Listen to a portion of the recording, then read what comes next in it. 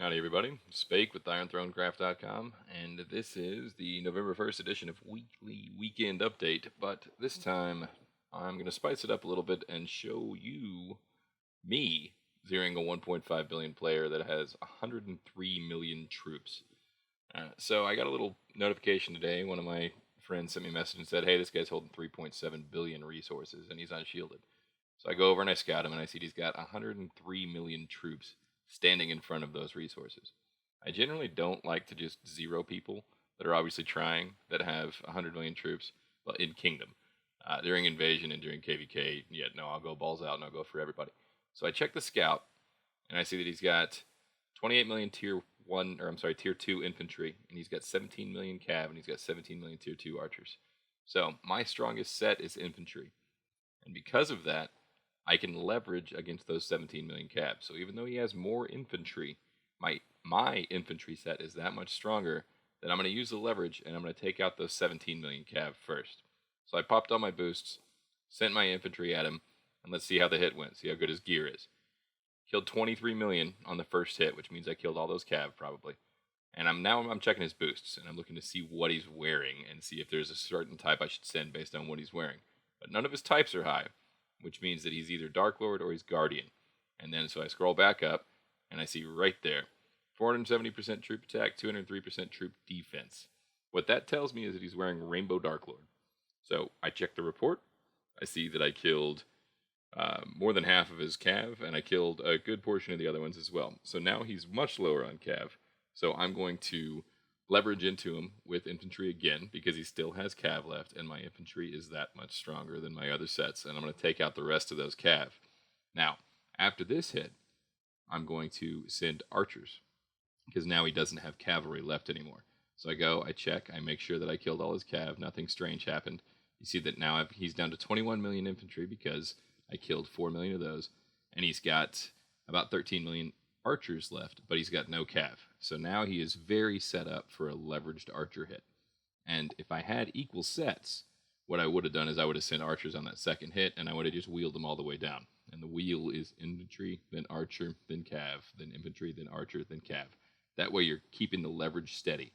So you see this hit right here, hit him for 27 million. And that's because even though my archers are weaker than my infantry, now he's very heavy infantry there. You see, I killed 21 million. I killed all of them. And I killed to where he's only got 6 million archers left on this one. So now what I'm doing is I'm looking at his tier 3, because I know I'm about to get into that. He's got 5 million infantry. He's got 5 million archers. So because I leveraged all of that infantry that time, even though my archers are much weaker, my infantry my archers still hit him a whole lot harder because he was only sitting on infantry at this point and he wasn't stacked infantry gear. So I sent archers again that time, and that's because he still had a little bit of tier 2 archers. So I wanted the affinity bonus there, or lack of affinity bonus, and then I was going to hit those infantry. So you see now I killed nearly all of his tier 3 infantry. He's got 4 million tier 3 archers left. You see that I took out the rest of his tier 2 archers. That's why I sent archers there that time, was to take out those two types. You scroll down, he's nearly out of tier 3 cav. He's only got 2 million left there. He also only had 3 million cav, which is another reason that I sent archers. So now I'm going to be up into his tier 4, which was equal types. And so back to infantry, back to my strongest set, back to using that leverage. I'm going to take the cav out, hit him, see how the hit goes. Only 9.3 million troops killed this time. A lot lower power done as well because I've reached his higher tier troops. Also because I've run out of tier 5 and now I'm sending tier 4. So you see I'm into tier 4 now. I kill 300k out of his infantry. He's got 3 million cav. I kill half of those. So I checked that, looked at it.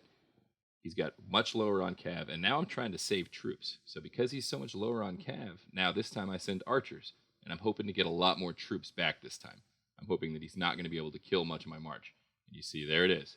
That's because I took out his cav, which are anti-archers, and then I sent archers. So now he's dead to rights. Most of his troops are gone. This is just a cleanup hit. I send cav because it's fast, and because I just sent archers, took out all the rest of his infantry. You see that now he's zeroed. Check all that. I go pop my march boost because he's got nearly 4 billion resources, which is why I zeroed this poor guy in the first place. And now I'm just going to siege spam into him and loot all those resources. So on to the weekend update portion of this. Last night, a patch went in, and this patch made it much more feasible for me to do things like this. 103 million troops wearing Rainbow Dark Lord gear. If he were boosted, I probably wouldn't have solo zeroed this guy.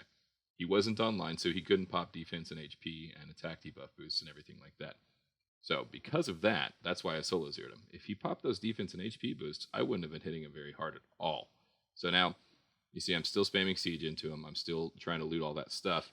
But let's go and look at the revive herb costs, because that is the biggest, most important thing from this last patch, is that the revive herbs got a lot cheaper for tier 5. They used to be 150. Now they're only 50 per tier 5. So they cut the price down to a third of what it used to be. And that is pretty good. I'm going to Kingdom Chat here to see if anybody's yelling at me for doing this. But anyways, 50 revive herbs per tier 5 that dies now is way cheaper than it used to be. So it makes it way more feasible to hit guys even though they're killing all of your tier 5 troops.